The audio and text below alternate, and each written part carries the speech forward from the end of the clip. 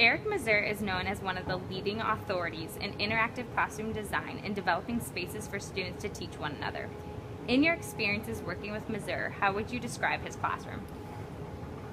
Eric's classroom is one of the most engaging, fun learning experiences that I've ever observed.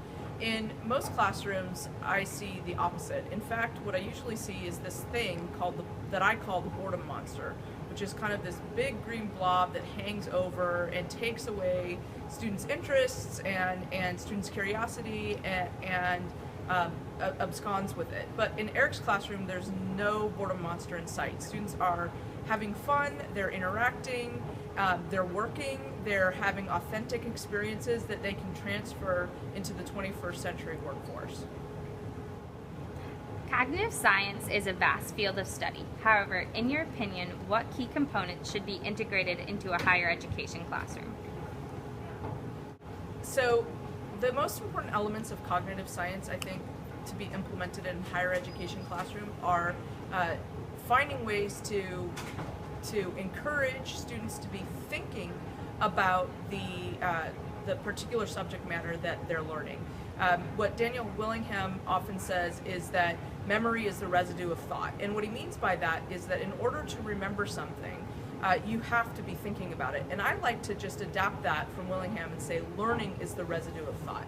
You can't truly learn something, and you certainly can't deeply learn it unless you think about it often. And in terms of a strategy for implementing cognitive principles, I think the most important thing that an instructor can do is to integrate retrieval practice. And that's by having numerous and frequent opportunities for students to practice remembering the things and thinking about the things that are most important for them to learn. How can empathy be developed or integrated into the classroom?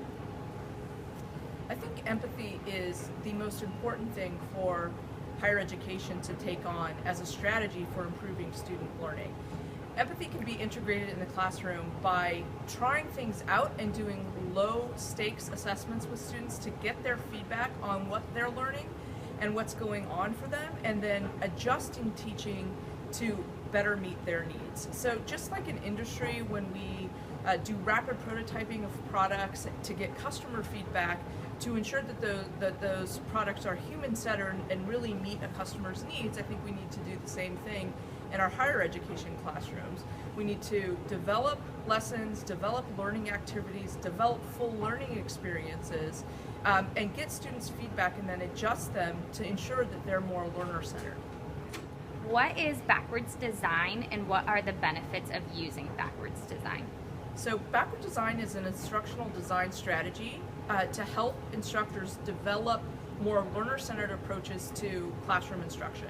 And in a backward design, you start with the end in mind. You start with what you want students to know or be able to do by the time they're finished taking your course. A traditional approach to design, on the other hand, starts off with the topics that you want students to learn. And in backward design, instead, it's more evidence-based and goal-based. You state the learning outcomes that you want students to know and be able to do by the time they're finished with your course. And then you map the assessments and the instructional activities to those goals. So by the end of the course, you can be sure that you've achieved the milestones that you set out to achieve at the beginning. What are the barriers educators face integrating technology and innovation into their curriculum?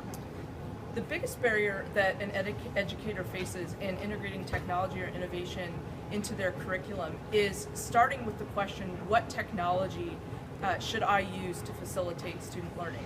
The real question to ask is, what pedagogy should I use to improve my students' learning, or can I use to facilitate my students learning most effectively? Once you nail down that pedagogy, then you can more easily identify different technologies or innovative processes that you can use to help you. But the driving question, it really should be about pedagogy. When you think about pedagogy first, that opens up a lot of other windows to different tools that best fit your style. 10 years from now, if you walk into a collegiate classroom in the midst of a lesson, what do you hope to see? So in 10 years from now, if I walk into a collegiate classroom, what would I hope to see? So I just walked through the classroom of the future last week when I was visiting Tufts Dental School.